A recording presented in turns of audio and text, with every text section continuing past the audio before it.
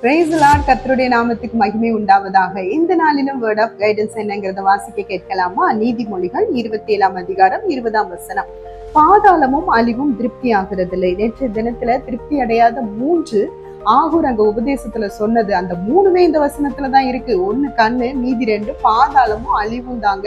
ஹவுஸ்ஃபுல்லுங்கிற போர்டே வைக்காதது எதுன்னு பாத்தீங்கன்னா இந்த பாதாளமும் அழிவும் தான். ஏன் ஆத்துமாக்கள் பாதாளத்துக்கு போய்கிட்டு இருக்கிறாங்க?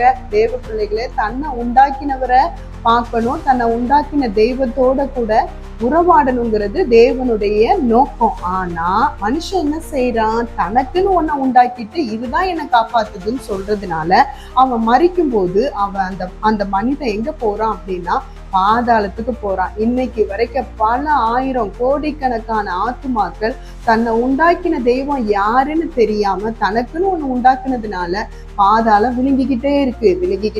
இது திருப்தி ஆகிறதே இல்லை. எவ்வளவு ஆத்துமாக்கள்னாலும் தான் விழுங்கிக்கிட்டே இருக்கு. இந்த விழுங்குறதுல இருந்து விடுதலை கொடுக்கணும்னா ஜீவனால தாங்க முடியும். ஆண்டவராகிய இயேசு கிறிஸ்து அதுக்காகத்தான் வந்தார். இந்த வல்லமைய விழுங்கைக்கு வல்லமையுள்ள தேவன் ஒருவர் உண்டு என்றால் ஆண்டவராகிய இயேசு கிறிஸ்து தான்.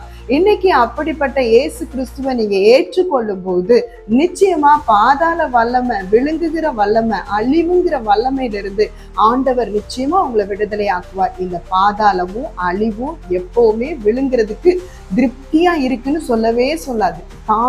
தான் கேட்டுக்கிட்டே இருக்கும், விழுங்கிக்கிட்டே இருக்கும். அதுல இருந்து விடுதலை வேணும்னா இயேசு கிறிஸ்துவினிடத்துல வாங்க. நிச்சயமா அவருடைய ஜீவன் உங்களை காப்பாற்றும். கர்த்தர் தாமே உங்களை ஆசீர்வதிப்பார். God bless you.